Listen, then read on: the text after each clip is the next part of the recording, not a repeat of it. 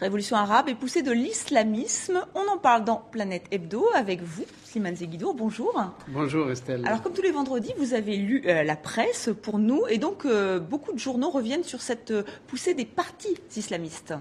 Tout à fait. Et d'abord, le Maroc, dont on vient de parler, avec l'hebdomadaire Tel Quel, qui est un hebdomadaire qui n'hésite pas à parler des questions qui fâchent, qui titre tout simplement « Le Maroc sera islamiste ».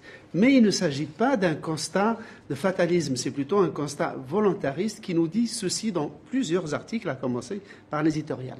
C'est que, voilà, les islamistes qui vont prendre le pouvoir, là le journal n'en doute absolument pas, ne sont pas ceux qu'on imagine, c'est-à-dire le couteau entre les dents, rêvant seulement de tchador et de flagellation publique. Il nous dit qu'il s'agit de gens qui ont appris l'expérience aidant, puisqu'ils ont déjà gagné des sièges en 2007, et qu'ils ont pris en compte le monde dans lequel ils vivent à l'intérieur du Maroc. Il y a une classe moyenne, le Maroc est un pays ouvert, et que donc ils ont appris à se mettre au diapason de la société, et qu'au pire, il ferait un régime, disons, conservateur, mais qui ne perdrait jamais le nord, à savoir que le Maroc est un pays qui est en Afrique, au Maghreb, en Méditerranée, et dans le monde, et au XXIe siècle. C'est donc un constat un peu où il regrette que les partis laïcs, modernistes, restent encore disséminés, divisés par les questions de personnes, par les égos des uns et des autres, bien qu'ils soient plus importants peut-être dans certains coins que les islamistes, il reste encore divisé. Néanmoins, le journal reste plutôt optimiste face à cette perspective qui lui paraît certaine. Alors, quand on parle de partis islamistes, on pense bien sûr aux frères musulmans. On en parle dans la presse britannique. Oui, alors, The New Statesman, lui, nous dit qu'il y a l'essor des frères musulmans un peu partout. Et il demande à un universitaire arabo-américain qui s'appelle Fawaz Gerges, très célèbre, d'expliquer pourquoi les islamistes, en fait, émergent un peu partout.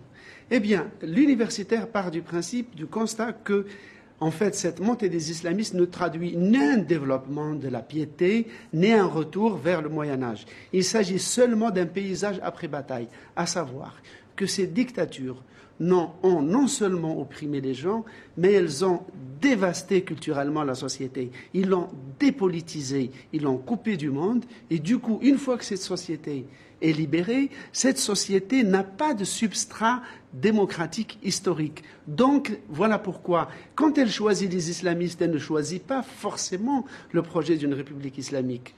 Elle choisit ce qui lui apparaît comme étant un système qui va garantir de bonnes mœurs, une morale villageoise, familiale, c'est-à-dire des valeurs de solidarité, bref, quelque chose d'identitaire et de rassurant qui, selon lui, pourrait être la base, dans un second temps et sur une génération, d'une vraie démocratisation de ces sociétés.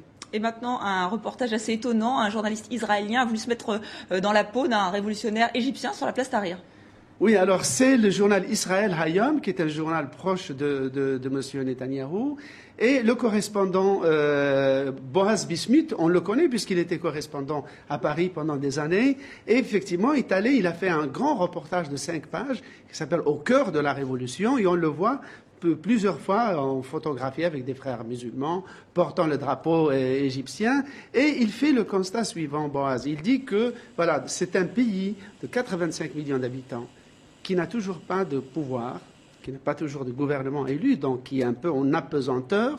Il y a 61 partis politiques qui n'arrivent pas à s'entendre sur un minimum de plateformes communes et que donc c'est un pays de tous les dangers. Donc un reportage à suivre. Merci Slimane.